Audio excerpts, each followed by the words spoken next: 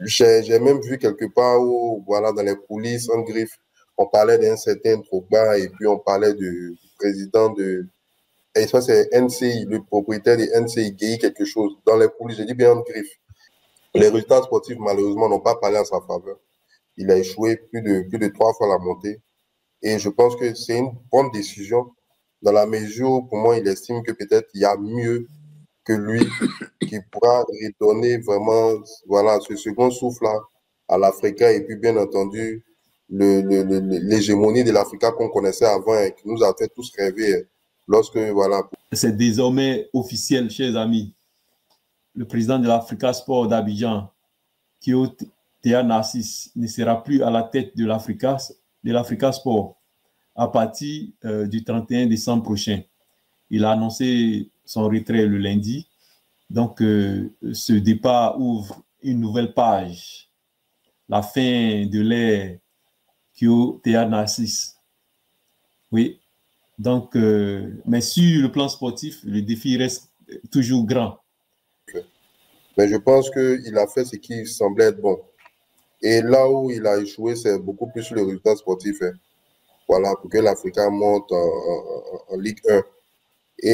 Mais quand on regarde le travail dans l'ensemble, c'est vrai qu'au départ, il y a eu quelque chose qui était quand même bon. Hein. Voilà. Et on sait que Kyo Narcisse, dans ses premiers instants, lorsqu'il était dirigeant, on a senti que voilà, il y avait un goût d'inachevé. Parce que dans un départ, on sentait voilà, qu'il y avait un truc qui était en train de se construire. On sentait vraiment, voilà, en termes de recrues, les joueurs qui prenaient, même le choix de l'entraîneur. Arrivé à un certain moment, bon, il y a eu d'autres contextes qui sont exogènes au football, qui sont entrés en ligne de compte, qui ont fait que, voilà, et ça a été vraiment inachevé. Ce qui l'a précipité, les autres membres associés et puis d'autres personnes à accélérer les choses pour qu'ils reviennent jusqu'à ce qu'on le voit aujourd'hui. Et certes, je pense qu'il a fait, comme je l'ai dit tout à l'heure, ce qui semblait être bon. Les résultats sportifs, malheureusement, n'ont pas parlé en sa faveur.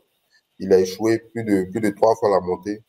Et je pense que c'est une bonne décision dans la mesure où, pour moi, il estime que peut-être il y a mieux que lui qui pourra redonner vraiment, voilà, ce second souffle-là à l'Africa et puis, bien entendu, l'hégémonie de l'Africa qu'on connaissait avant et qui nous a fait tous rêver lorsque, voilà, pour nous autres qui sommes encore très jeunes. Donc, je pense que c'est d'abord une décision à saluer. Et puis, bon, j'ai même vu quelque part où, voilà, dans les coulisses, en griffe, on parlait d'un certain Drogba et puis on parlait du président de, et ça c'est NCI, le propriétaire de NCI, Gueye quelque chose. Dans les coulisses, j'ai dit bien en griffe. Ça reste à vérifier. Sous prétexte que, voilà, c'était des personnes qui étaient quand même en bonne position pour pourquoi pas peut-être essayer de relever le challenge africain. Mais je pense que l'Afrique aussi a besoin, bon, de quelqu'un encore plus qui a guéri, qui connaît le milieu, qui connaît l'environnement, qui supporte la pression. Parce que l'Africa, c'est une guéguerre. Voilà. Et puis le management, mais aussi qui financièrement est quand même outillé, quoi. Donc je pense que c'est quand même une décision pour moi courageuse. Et puis voilà, comme on l'a dit, nous sommes tous passionnés du football ivoirien, mais c'est de voir l'Africa revenir au plus haut niveau. Et puis voilà, rendre notre championnat plus attractif et puis faire renaître cette rivalité-là. Sinon, pour moi, c'est un échec, effectivement. Hein. Quand on regarde son bilan comptable, sportivement, c'est un échec. Mais c'est une très bonne décision, quoi. Oui. Merci, merci Niali. C'est vrai que faut le dire, c'est important de le dire, c'est que ce courage qu'il a eu de démissionner, c'est vrai en Afrique, on ne voit pas ça souvent. Donc, on apprécie ça, puisqu'on a plusieurs fois dit sur ce direct, pour ne pas lui manquer de respect, il fallait qu'il démissionne. Il a beaucoup fait pour l'Afrique en tant que, dans le passé, pas en tant que président. Donc, on lui doit beaucoup de respect, mais en même temps, il a pris le club, il avait fixé ses objectifs de faire monter le club en Ligue 1. Il n'a pas pu atteindre ses objectifs pendant 4 années. Je pense que c'était assez. Oui. Si tu permets juste, oui, si tu permets juste une minute. Parce que même quand on prend aussi en termes voilà, de financement, je veux dire les salaires des joueurs, je veux dire que quand même avec QOTA, on a senti un second souffle aussi au niveau de ces joueurs-là. Par rapport à avant, voilà, c'était vraiment du n'importe quoi. on a senti. Là où moi je le juge beaucoup plus, c'est la montée où il a vraiment échoué, vraiment dans les derniers instants. Même à comprendre, on a du mal à comprendre. Moi, je ne vais pas accuser ni la fédération, mais je dirais que ça a été lui parce que ce n'est pas une seule fois, 2 fois, 3 fois, raté enfin dans les dernières journées. Je pense que son bilan qui est défavorable en sa faveur, c'est beaucoup plus l'aspect sportif. Mais sinon, les autres aspects, on sent qu'il y a eu quand même plus ou moins un effort de management, une petite amélioration quand même. Ça, c'est quand même à saluer. Parce qu'il prend des joueurs quand même. Quand vous prenez Poté, ce n'est pas un joueur qui quitte de la Ligue 2 ivoirienne. Hein. Voilà, c'est des joueurs quand même en termes de salaire, ils sont quand même bien payés. Voilà, le juste milieu, ils sont bien payés. Ils n'ont rien à envier quand même à quelques-uns de nos championnats. Voilà, je veux dire que ça a été quand même des choses positives quand même dans son mandat. Et puis voilà, il y a une certaine, en termes de positivité, il y a une certaine stabilité. Parce qu'on n'a pas senti trop ces égos de telle personne qui refusait vraiment qu'il soit président, les guinguels, on a moins senti ça.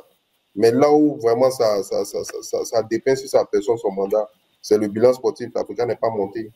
Voilà, c'est beaucoup plus ça pour moi qui a peut-être un défaut.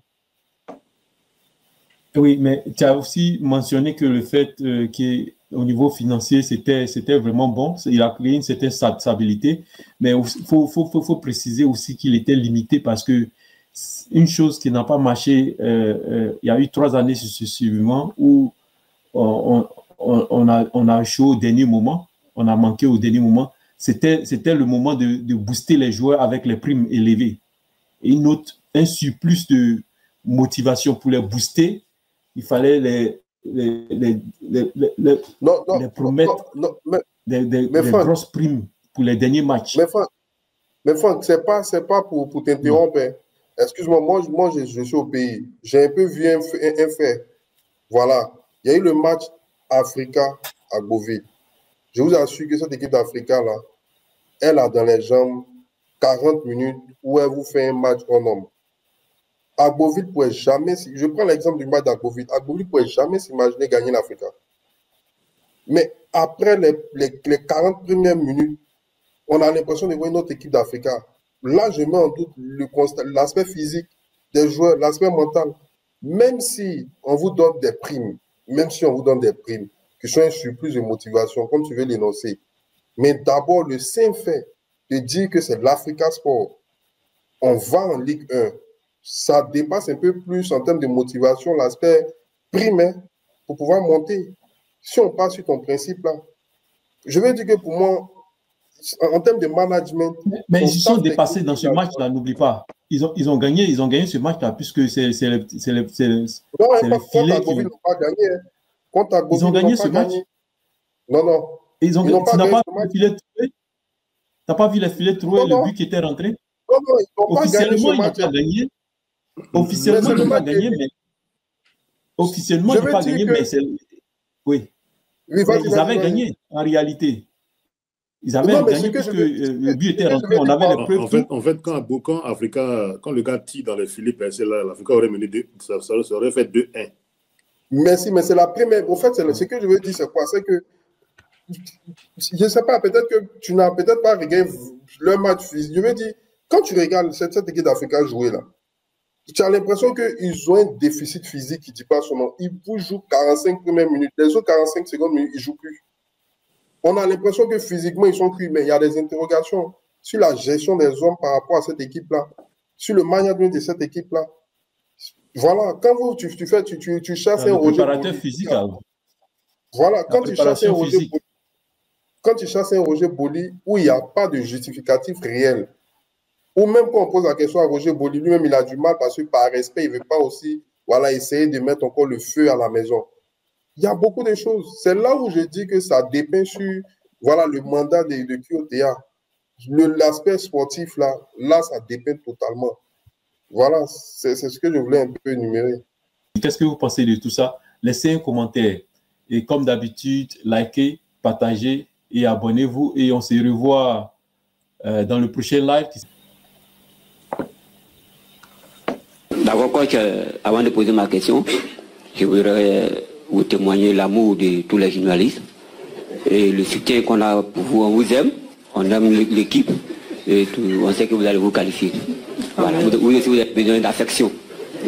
Voilà.